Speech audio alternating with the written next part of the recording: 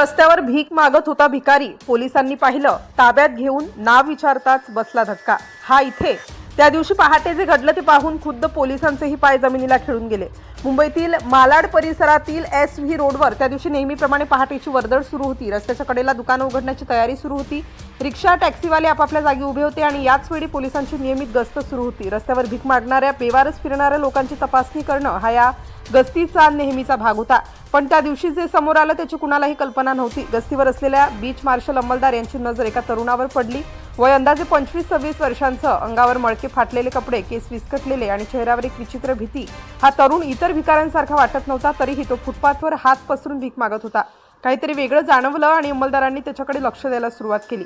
तो तरुण सतत एकच वाक्य पुटपुटत होता, मला गावी जायचंय, फक्त गावी जायचंय। हे शब्द ऐकून अंमलदाराच्या मनात शंकेची पाल चुकचुकली। सामान्य भिकारी असा बोलत नाही, त्याच्या डोळ्यात एक वेगळीच घालमेल, एक हरवल्यासारखी नजर होती, जणू तो कुठेतरी अडकलाय आणि त्याला बाहेर पडायचंय।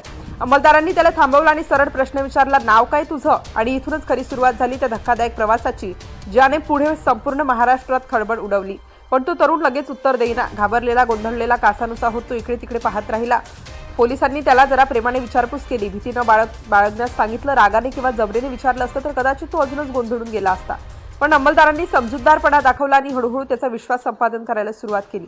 जवळच्याच एका टपरीवरून त्याला चहा आणि थोडं खायला आणून दिलं गेलं। भुकेने व्याकुळ झालेला तो तरुण तो अन्न कसंही तो खाऊ लागला आणि जणू कित्येक दिवसांचा उपाशी तो असावा हे पाहून पोलिसांना समजलं, हा साधासुद्धा भिकारी नाही, यामागे नक्कीच काहीतरी मोठी कहाणी दडलेली आहे। हळूहळू थोडा धीर आल्यावर त्या तरुणाने आपलं नाव सांगितलं, अनिकेत सुधाकर देशपांडे। आणि हे नाव ऐकताच पोलिसांनी पुढचा प्रश्न विचारला, कुठला रे तू? घरचे कुठे आहेत तुझ्या? यावर त्याने सांगितलं। हे ऐकून तिथे उभे असलेले पोलीस अधिकारीही चक्रावून गेले। तो तरुण म्हणाला, तो नांदेड जिल्ह्यातील एका गावचा आहे। पण नुसतं गाव सांगून थांबला नाही, तर त्याने पुढे जे सांगितलं ते ऐकून सर्वांच्याच काळजाचा ठोका चुकला। कारण हा तरुण कुठलाही सर्वसामान्य गावकरी नव्हता। त्याने सांगितलं की त्याचे वडील शाळेत शिक्षक आहेत आणि त्याचा मोठा भाऊ सरकारी रुग्णालयात चक्क डॉक्टर आहे। हे ऐकून पोलिसांना पहिल्यांदा तर विश्वासच बसेना। रस्त्यावर भीक मागणारा हा मळकट अस्ताव्यस्त तरुण एका सुशिक्षित संस्कृत कुटुंबातला निघेल असं कुणालाच वाटलं नव्हतं।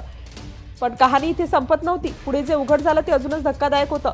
त्या तरुणाने सांगितलं की तो स्वतः BA-MS या वैद्यकीय अभ्यासक्रमाच्या 3ऱ्या वर्षात शिकत होता। म्हणजे भविष्यात डॉक्टर होण्याचं स्वप्न पाहणारा एक होतकरू विद्यार्थी आज मुंबईच्या फुटपाथवर भीक मागत होता।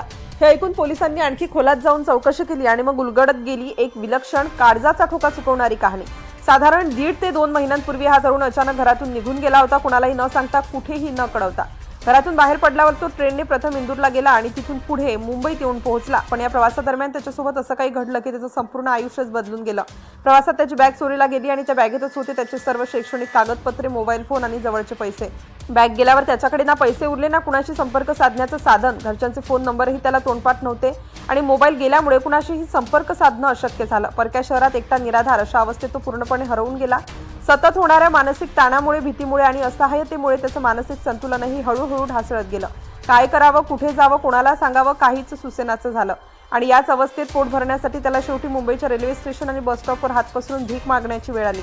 डॉक्टर होण्याचं स्वप्न पाहणाऱ्या सुशिक्षित कुटुंबातला हा तरुण अशा प्रकारे रस्त्यावर येऊन पडेल याची कल्पनाही कुणी केली नसती। पण नशिबाने असे धक्के दिले की या हुशार विद्यार्थ्याला भीक मागण्याशिवाय पर्यायच उरला नाही। मालाड पोलिसांच्या सतर्कतेमुळे आणि त्यांनी दाखवलेल्या संवेदनशीलतेमुळे या हुटकरू तरुणाची या नरक यातनेतून सुटका झाली। पोलिसांनी तात्काळ त्याच्या कुटुंबाचा शोध घेतला आणि नांदेडमधील त्याच्या घरच्यांशी संपर्क साधला। 2 महिन्यांपासून बेपत्ता असलेला मुलगा अचानक जिवंत सापडल्याची बातमी ऐकून घरच्यांच्या डोळ्यात आनंदाश्रू तरळले। अवघ्या काही तासातच हा तरुण आपल्या आईवडिलांसमोर उभा राहिला। ज्या मुलाला मृत समजून घरचे आशा सोडून बसले होते, तोच मुलगा समोर आल्यावर संपूर्ण घर आनंदाने भरून गेला। आणि अशा प्रकारे एका फुटपाथवरील अनोळखी भिकाऱ्याची ही कहाणी बनली एका डॉक्टर होऊ पाहणाऱ्या विद्यार्थ्यांच्या परतीची भावुक गोष्ट, जी आज संपूर्ण महाराष्ट्रात चर्चेचा विषय बनली आहे।